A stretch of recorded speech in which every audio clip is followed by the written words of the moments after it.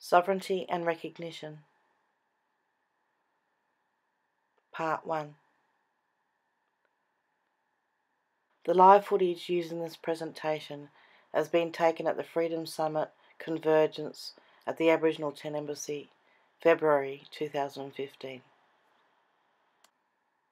We're going to look at what is sovereignty, and first of all we'll look at it in the legal jargon. Sovereignty is a political concept that refers to dominant power or supreme authority in a monarchy. Supreme power resides in the sovereign or king. In modern democracies, sovereign power rests with the people and is exercised through representative bodies such as Congress or Parliament. The sovereign is the one who exercises power without limitation. Sovereignty is essentially the power to make laws. Even as Blackstone defined it, the term also carries implications of autonomy.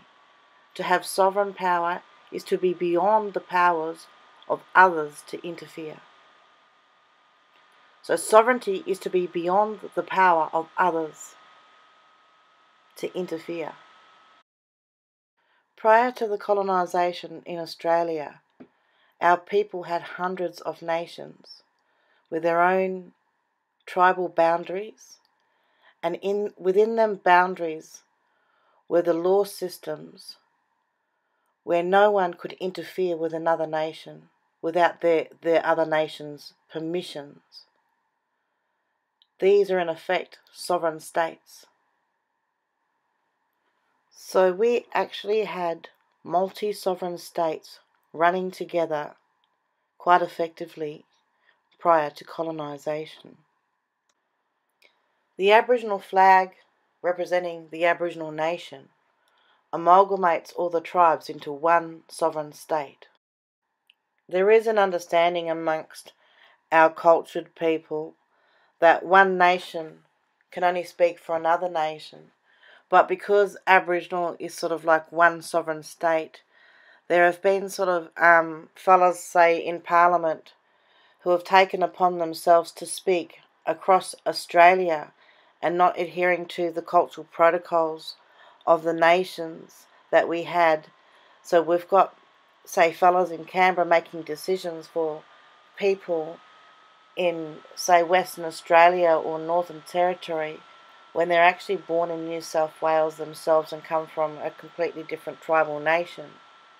So in order for the Aboriginal sovereignty to actually work as a state, there does need to be some formal written documenting that it must ensure the respect protocols that the grassroots actually do respect in regards to respecting the jurisdictions of the tribal nations and their boundaries and respecting them as sovereign states. I do believe that that needs to be written, and possibly written in the form of a sovereign treaty, clarifying these boundaries. Also, the reason for writing our cultural protocols into a sovereign treaty is actually not, our cultural protocols are not written in the legislation under the Westminster system for the Australian government. So there are so many complaints constantly of cultural breaches and cultural jurisdictions being crossed over, and there's no legislation in the Australian Constitution that actually protects or even enforces cultural protocols and respect. So that's why the Australian Constitution is not ideal for our people if it doesn't actually support our cultural protocols. Here's a breakdown of sovereignty from our grassroots activists at the Freedom Summit. And because they're elders and long-term activists, I think it's very helpful to actually hear from I guess, an elder perspective of what sovereignty means.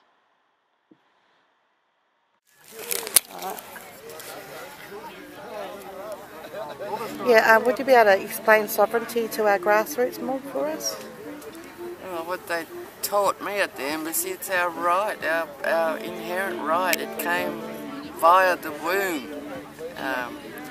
Being born into our Aboriginal culture, we also have those inherent rights that say that we are sovereign on our own land, that we never ceded our sovereignty to anyone, that we never gave anyone permission to land or invade us, or any of the things that white history says happened in 1788. That was done without our authority and without our permission. So it's an invasion by alien cultures, alien peoples, yep. and they have since tried to force their culture upon our people.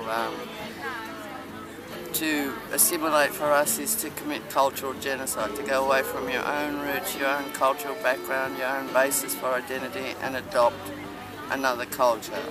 For me, that is cultural genocide. It's part of our assertion of our right to sovereignty, our assertion of our birthrights to be who and what we were born. Simply Aboriginal people on our own land, and looking after country as we did for many thousands, if not millions of years before they invaded us. That's sovereignty. Could you explain sovereignty to our grassroots, Bob? I think what sovereignty means to me is a form of ownership. Sovereignty ranges back to your beginning, and I think when we talk about sovereignty in this country, it covers a whole heap of issues, or a whole heap of law that surrounds what governed our cultures, our lifestyles and our communities before invasion. Before invasion, we've had over 400 different nations within Australia. Each of those nations had their own sovereign rights over their own countries, and that sovereignty allowed for that tribe to basically practice and honour tradition and culture so that they can maintain their connection to country, family, and therefore creating that peace and harmony amongst their communities, which enables them to survive. Each of our countries were surrounded by boundaries, and each of those boundaries were native landscapes that was attributed to each tribal area, and all of our members of the tribe knew where those boundaries existed, and they honoured those boundaries. And pretty much similar to if you look at Australia today with the separate states, and the separation of those states give sovereign rights to each of those states to determine and dictate what happens in that part of the state. That's why you see in Australia now we've got states and territories, and each of those states and territories have different laws. We've got 5 states that are states themselves, and we've got 2 states that are actual territories. And those territories remain again under sovereign rule. And before invasion, or because of invasion, I think we believe that it was a criminal act, because they have never sat down with the original inhabitants of each of those countries and negotiated occupation, negotiated any treaty agreements, and basically have ignored all aspects of Aboriginal life up until this day. And therefore, because they don't have that legal doctrine in place, then sovereignty remains intact in this country until governments and each of the states and territories decide to negotiate a treaty agreement on the use of sovereign country with each of the traditional boundaries that exist within this country. So basically it's an ownership thing, and we've been crying out ownership for 226 years, and the fight for sovereignty over our country has been one of the longest fighting wars in the histories of all of our worlds.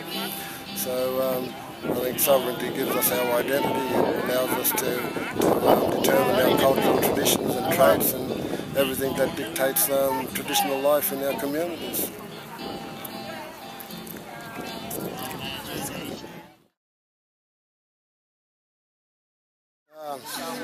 Recognition, shivers.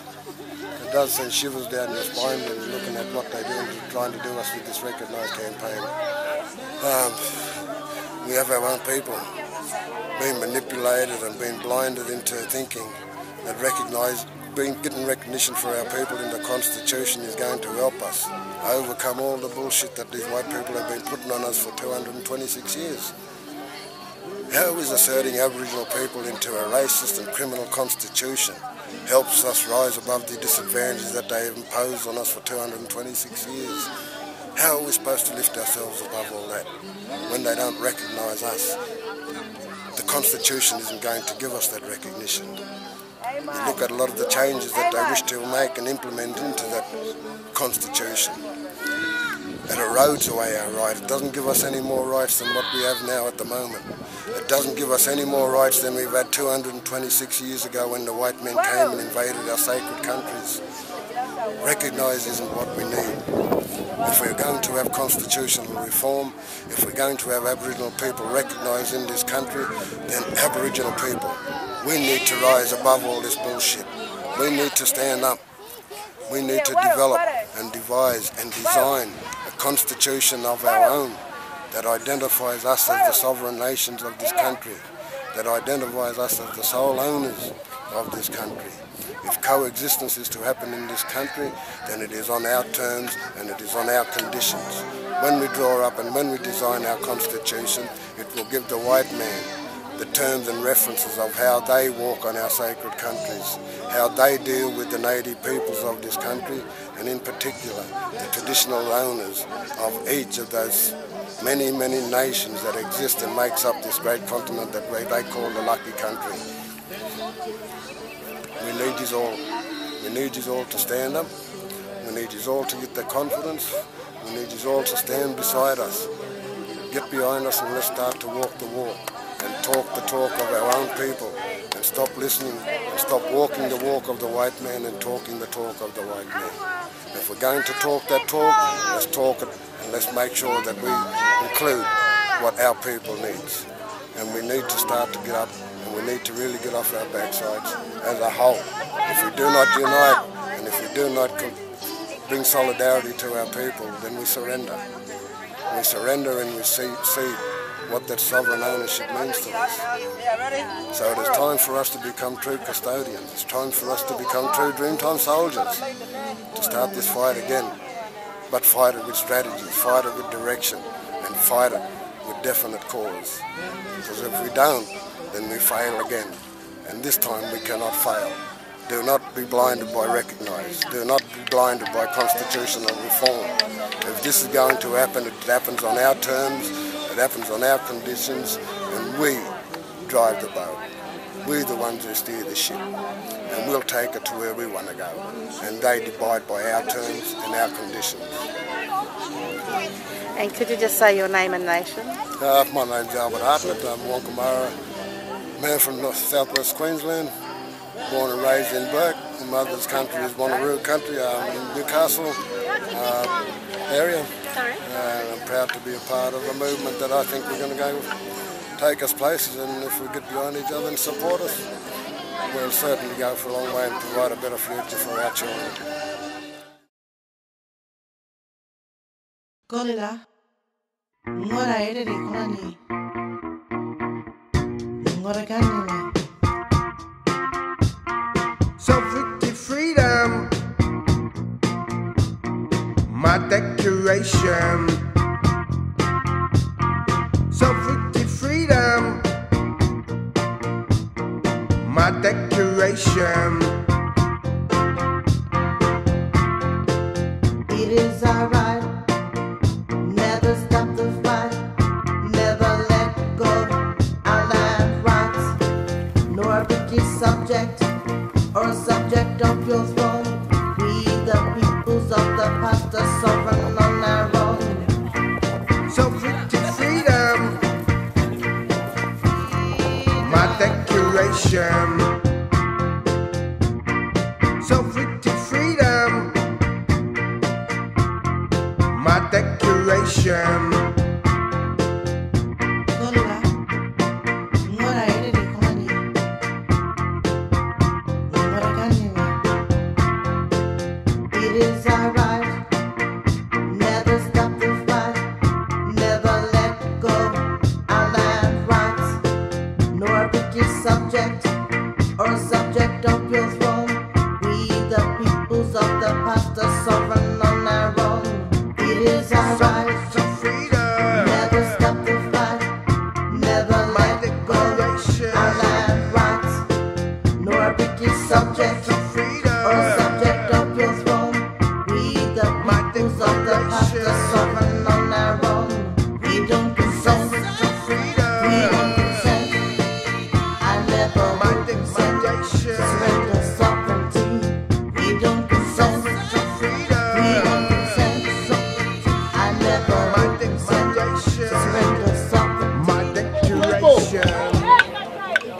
government has always oppressed our people from the beginning till now, and will continue on if we don't do something now. Now's our time to stand up. Now's the time to make our move.